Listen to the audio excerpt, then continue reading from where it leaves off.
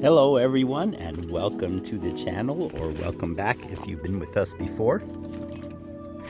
In today's video we are going to be continuing with part 5 of a series on what we've been calling the Quarry Site rocks. But in episode 1 was the wind polished jasper. Episode 2, I believe we covered the jasper nodules, which are these. These are the jasper nodules which are eroding out of limestone. Episode 3, we talked about the rose quartz, which is all up here. I've been wanting to get lights and put them in there, solar lights of some kind. Episode 4, we talked about the hornblende gneiss, or perhaps hornblende schist, depending on what it turns out to be. We're just going by visual identification. And today, we are going to be talking about these beautiful agates and Druzy quartz geodes that are eroding out of pretty much the same limestone that the jasper nodules are eroding out of. Just basically on one hill over. You know, all this stuff is in one area. Here's a nice piece of the petrified wood. So join me today as we look at these beautiful agate specimens.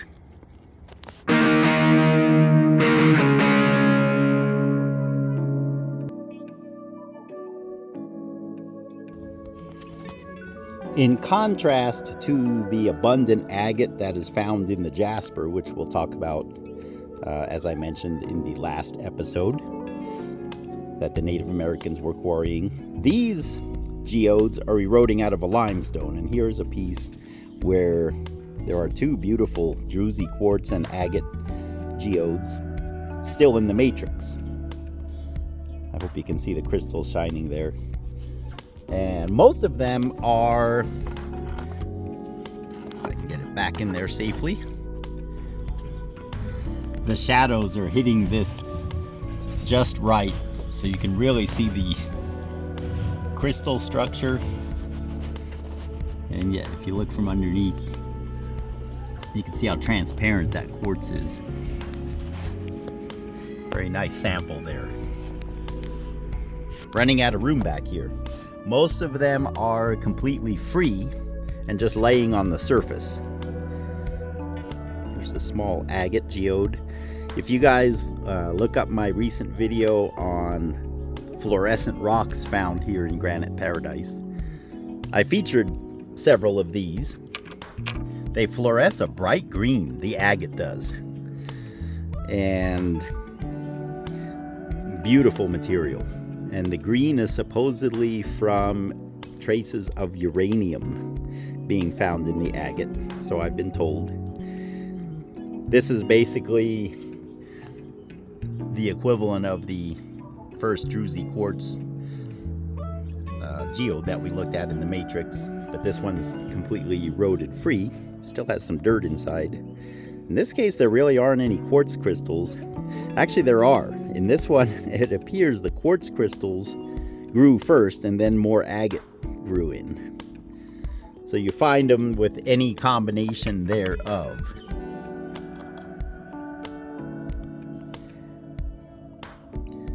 The white that we see on these is, we call it patina, and it's caused by sunlight. The agate, at least portions of the agate, react to the sunlight. This is a complete geode. If we were to break this open, it would probably have a hollow area.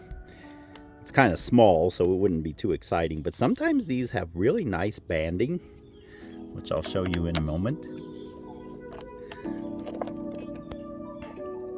Here again we can see layers of agate. Looks like some quartz in there. Can you see the botryoidal structure? Yeah, that's a unique piece in the sense that if I feel it, it feels smooth. So it could be that a small layer of crystals grew over the original agate, and then another very shallow layer of agate grew over it. I'm just hypothesizing here. But there's no end to the combinations. It's really cool. Here's another one in the matrix. This one has some lichen on it as well. That's the bright yellow that you're seeing. See, the light goes through. Almost looks like a oh, what do you call them on the ocean floor? Those polyps. I think that's the word. And it's just like a mouth that opens and closes, sucking in the seawater.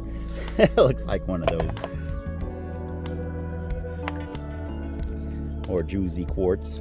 So the black you're seeing, and you can see it on several of these, that black is agate. And I'm not sure why some of them turn white in the sunlight and some of them don't, because these were all laying on the surface. This is still with some matrix attached to it.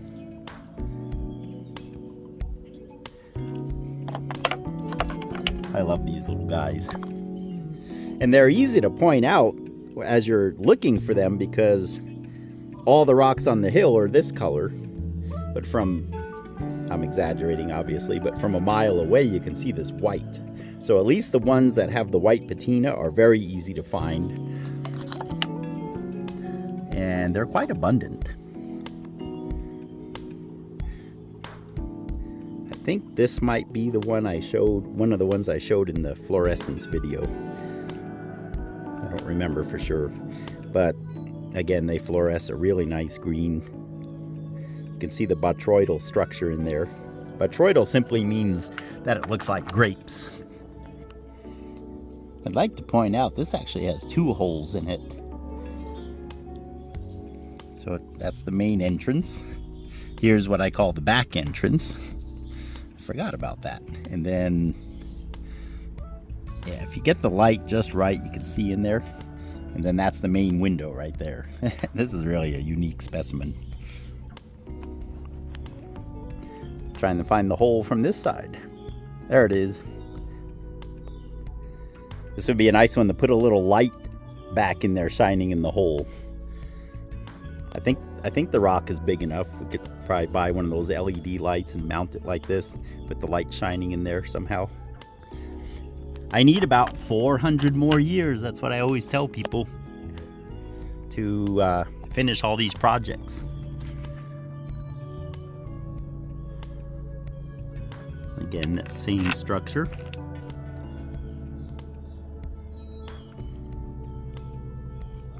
I have not cleaned these off. They're still kind of how I brought them.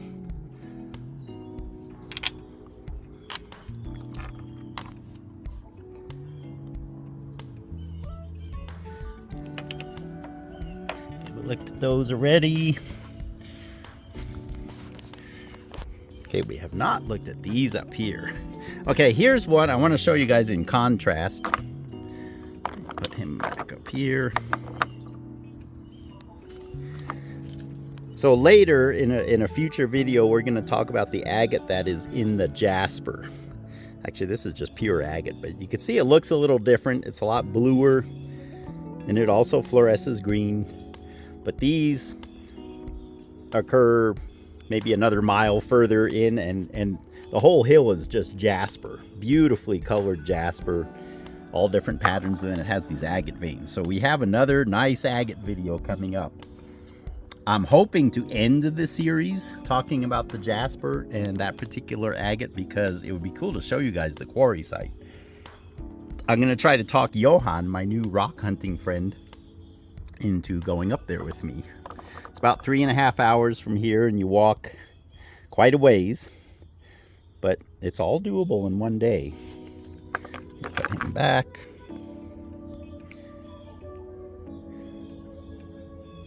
Some interesting structure there. All right, this is a very unique specimen in the sense that it really shows the patina, the white caused by the sunlight. So this was laying in the ground like this for who knows how many eons. It's completely free from its matrix. There's a little bit of matrix in the deep spots here. That agate is polished, and I'm not sure what the science is here. Maybe one of you guys can explain it to me. So this agate did not turn white from the sunlight. and yet it's polished by the wind. This feels waxy. It feels like, I mean, just polished, even though it's completely bumpy. And then this side is white with the patina, all except that one layer. You see that dark layer? For some reason, the patina did not affect those layers. There's actually a couple layers there. Beautiful botryoidal structure. Nice hand-sized specimen. This is a nice one. And I believe Grant found this one. Big shout out to you, Grant. Thanks again for all those times we went up there.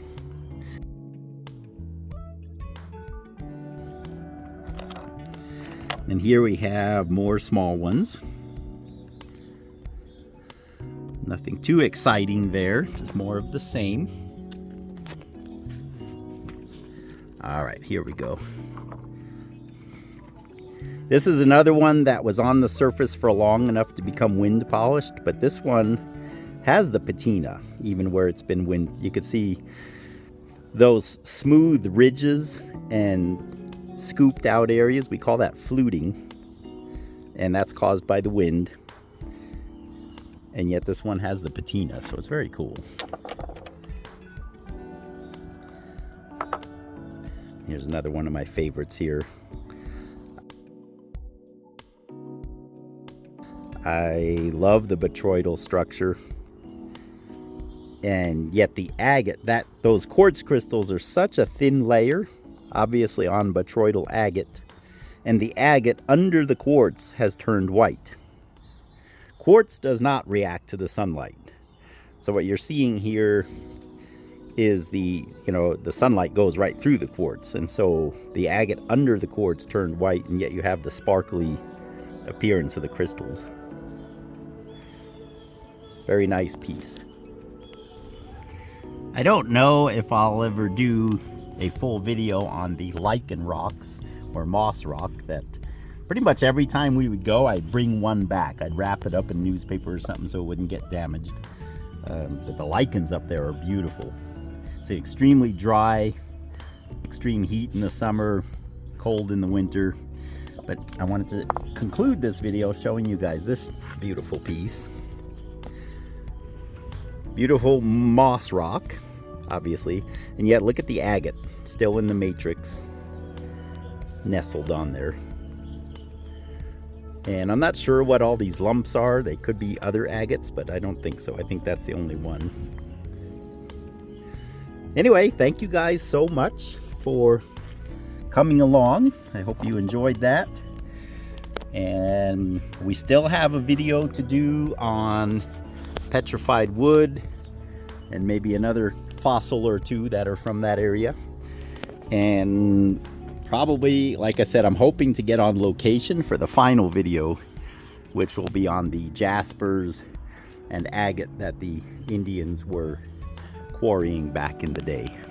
God bless you guys. Please like, share, subscribe, all that good stuff. That really helps me out. Channel is growing little by little. We will see you on the next one.